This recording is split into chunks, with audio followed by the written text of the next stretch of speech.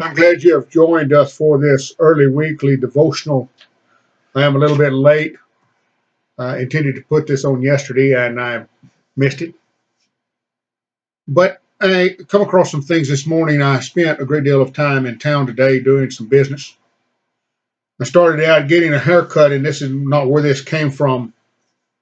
But there was a comment made, and I asked this woman where she knew me from, and she said, "Everyone knows you."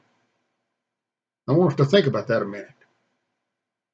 As I began going to do some other business, I went to a couple of places. And the first place I went to, uh, same type of people doing the same business. And the gentleman was very cordial. He was very pleasant. He said what he intended to say without saying anything that would bring a disgrace upon him or where he worked.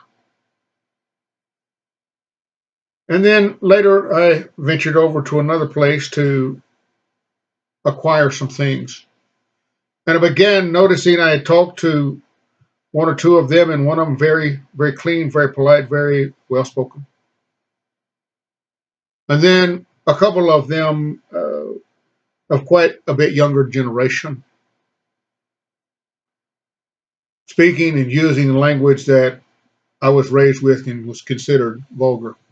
Stuff that you would not use in public, much less in front of other, especially women. But it really didn't matter. I was raised with a different opinion than that. And I'm not trying to condemn these two. I I lived in a situation where my mouth was unnecessarily rank for a good many years. But what I do want us to think about is I listened to the things that were happening. Those that I had talked to that were very pleasant and very congenial and very uh, adequate with their words without going into vulgarities.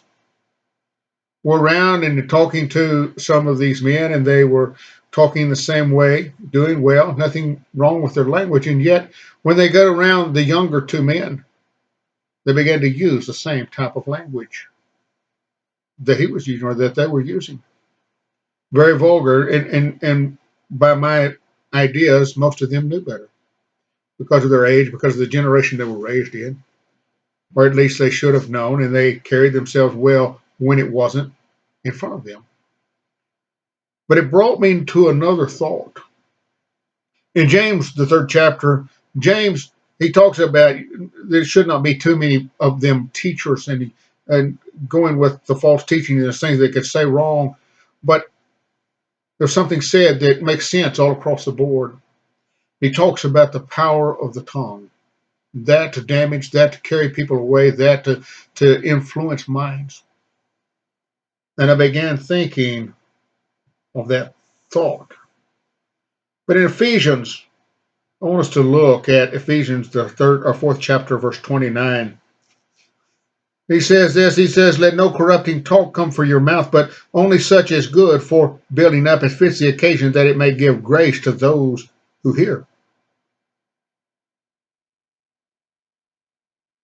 And do not grieve the Holy Spirit of God, whom you were sealed for in the day of redemption." And then in chapter 5, he comes a little closer to uh, what was happening there. He said, "Let there be no filthiness, no foolish talk, no crude joking, which are out of place, but instead let there be thanksgiving." I want us to think about that. This filthiness of the mouth. And as I look around today, I would have never, or this would have never, even when I was one who was given to cursing, I would never have said these things in front of a woman. And yet I go in and I hear the high school girls talking in this manner, and not just in this manner, but applying it to the realities of life. And I'm thinking, it's difficult for me to take in. In Philippians, the third chapter,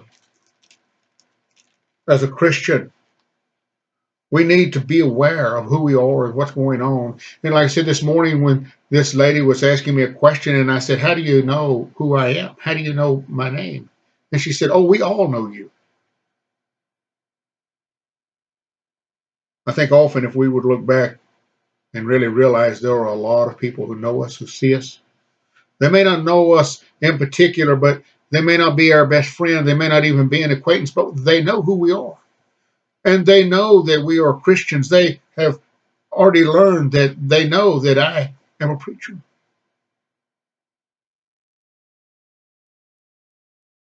What do I say in front of people? What do I convey to them when I'm speaking? What do I convey through my actions? In Philippians 3, verse 17, he said, brothers, join in imitating me and keep your eyes on those who walk according to the example you have in us. Are we bold enough to speak as Paul spoke and said, brothers, join in imitating me? Now we know that Paul was saying, I imitate Christ, I follow Christ, but as we say these words, are we really willing for people to look at us and imitate us and follow us? Follow the things we say, listening to every word that comes out of our mouth. Am I willing to say that? That's who I am. I'm an example to others, each one of us. We follow this line, and I understand this crude talk, this cursing is very difficult to set aside, especially when it has become so open, so easy. And I even have to watch myself sometimes not to say something wrong going back to 30 years ago and making those mistakes. If we go back over to Ephesians chapter 5, verse 1, he said, therefore be imitators of God as beloved children and walk in love as Christ loved us and gave himself up for us, a fragrant offering and sacrifice to God. I noticed myself today thinking about speaking with these two young men,